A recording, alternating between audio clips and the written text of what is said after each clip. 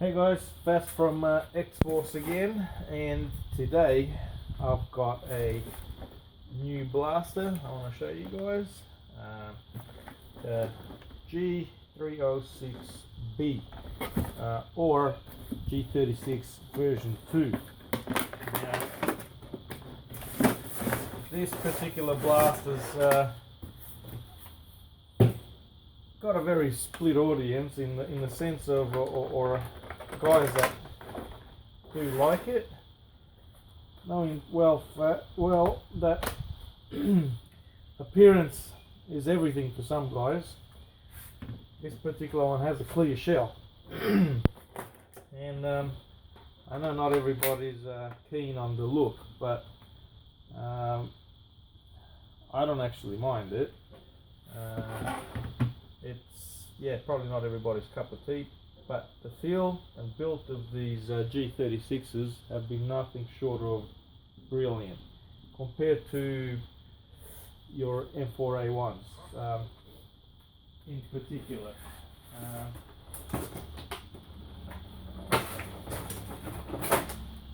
And I mean these guys, you know. If I was to put these two aside and compare, size wise obviously the same, but you know, this thing rattles like a, that thing's solid. Ain't no rattling, ain't nothing, you know, moving about.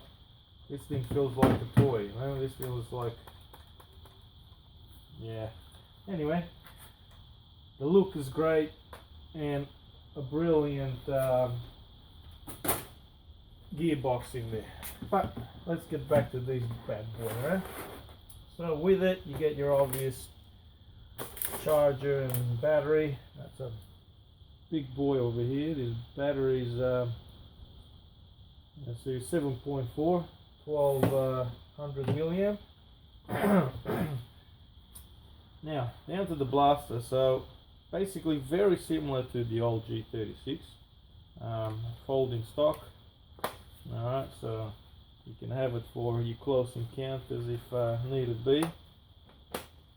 Alright, stock's pretty solid, no problems there. Now again, select the switch. This thing works really well here, no issues there. The only difference, and somebody has pointed out, and I do have to say that I probably forgot everything, but I remember the internals. You know, I don't remember the first one. If it did have an alloy, I think it might have. If not, I do apologize. This one's actually, you can see the gold alloy barrel in there. Also the plunger here. So that's metal again, so that's kind of like the Gen 8 gearboxes. And I'm not 100% sure on the motor. I think the motor might be as well. But anyway, all I can tell you, I mean, obviously, the obvious thing is the clear casing, which, look, you really want to paint it, you know? Seriously, I mean, the clear casing ain't going to kill you. But if something does go wrong, you can pretty much see everything that's going on in there, so that's great. Again, that thing don't do much, so yeah, it is what it is.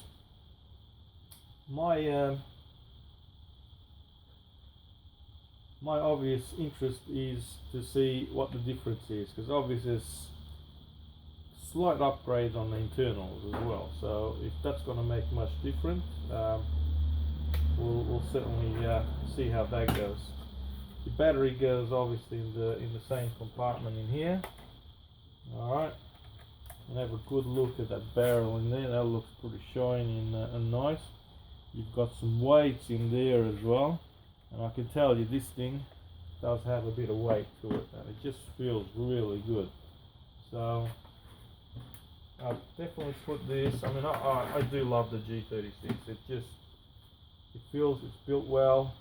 The guys that done it obviously put a bit of effort into it, and they know their stuff, being an airsoft company. But what we'll do, we'll chuck some ammo in here and get to the real fun bit, and we'll test this out. We'll do a chrono on it and see how it performs. Yeah. All right, let's go. All right, so back at our Ranger, 17 meters, and with our version 2 G36. Now, just a word on the mag, because obviously this primer does not work. If you want, what I normally do is when I get my mag, I manually prime it by pressing this button, so I get all my gels right up to the top, as you can see over there. Yep, so keep pressing the button, that's ready to go. That's got gels basically ready to come out, so you're not dry firing too much. All right, now we're gonna do, so got on safety now. We're gonna do a couple of slow ones and see how he goes.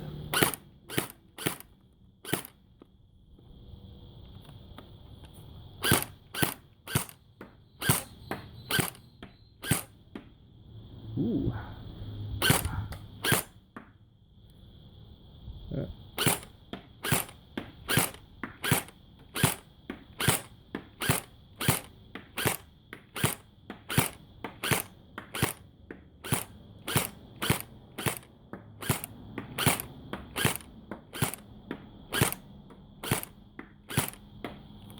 Right, so accuracy is pretty good. I've actually even hit the bullseye there.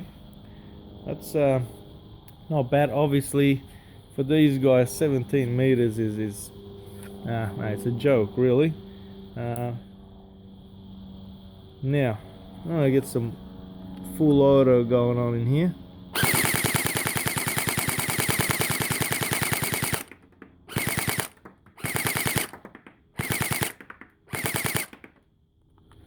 That's not bad. Now, listening to that,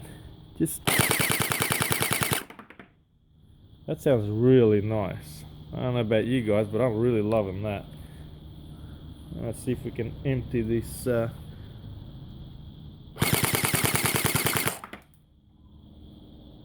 yeah. Now, let's get back to our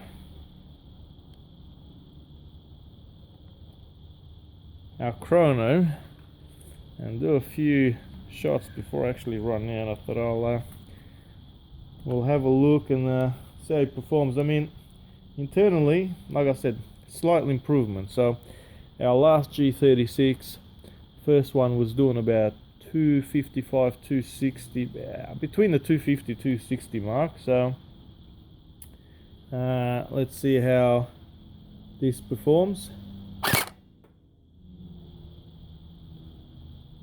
We got 230.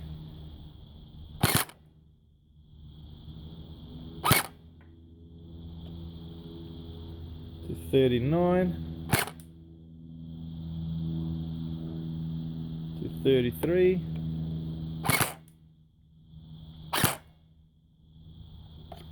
Let's see if I put it on single.